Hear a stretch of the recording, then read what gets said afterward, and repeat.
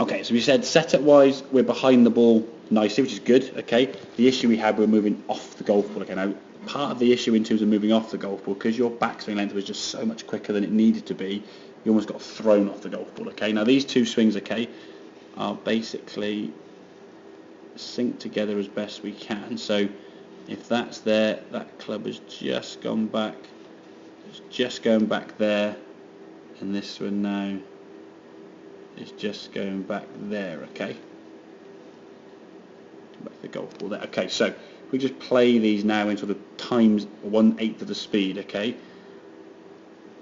How much quicker one of those backswings is. Yeah. You've completed that one without even got halfway back. Yeah. Now as we continue on down, okay, because you've got so much power, look how much narrow this swing is here. You just swipe through to try and lose control, whereas this one, the arms can actually start moving through, get a bit more width, and you can complete the swing. So when the backswing is best part of the blur, okay, and as daft as it may sound, almost half a second quicker, which doesn't sound a lot, but we can see in terms of the time frame of that club going back, it's going back so much quicker. And the more you move off the golf ball, okay, if you're working fast, I mean, really sort of quick movement, sort of squatting down, in some ways in your mind, the faster you go back, the more power you've got, as we said before. With this club, we can just try and, okay, just take the club back almost deliberately, so the club is going back now with a little bit more control and trying to stay over the golf ball. Your backswing actually gets a bit longer and more controlled. We've got to try and stop moving off the ball. We can actually just see your shadow on the ground there, how it's sort of moving. We put a line through there, that's kind of the middle of your shadow. You can see sort of the main part of your shadow moving laterally. But at least if we get at a slower speed, we can control it and we can get back to the golf ball with some element of consistency hitting the golf ball.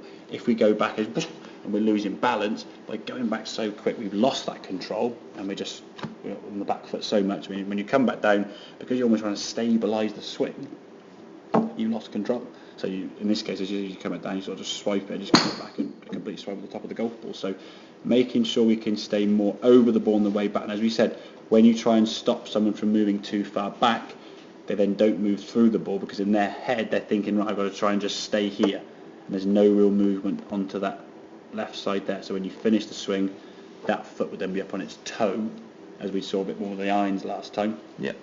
The more energy you're creating with the driver, though, will create more of a lean back, because the faster your arms swing, the more energy you're going to push your body the other way. So you tend to fall back off it anyway. So if we can stay over the ball and more centred, okay, but take the golf club back at a speed that's under control. And I think what happens sometimes, you can see when you're over the golf ball, you do often stand to the ball. I'm watching this one here, aren't I? So you're sort of getting yourself, you've been set for a bit of time there, okay? If we sort of just play this here now, that's our speed. We go back. It's still, they haven't moved. Yeah. Still they haven't moved.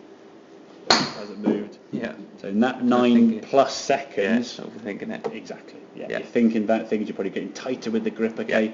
If we can just get yourself into a position where it's just okay, just set up and swing back, so you're not waiting all that time to get to the top of the backswing. You can just think, okay, nice and loose, and swing back. Yeah. And just swing through. Okay. So setup's good. The ball position is the main thing about putting it forward, because the ball's in the tee peg. We want to strike it on the way up slightly. Just fine. That's what we're designed to do with this golf club. But if we move too far off the golf ball, your club now bottoms out behind the ball too much, thus resulting in you either topping it or catching the bottom end of the club to the right, and then it squirts off to the side there. Okay? Make sense? Yep. Good. Right, have a couple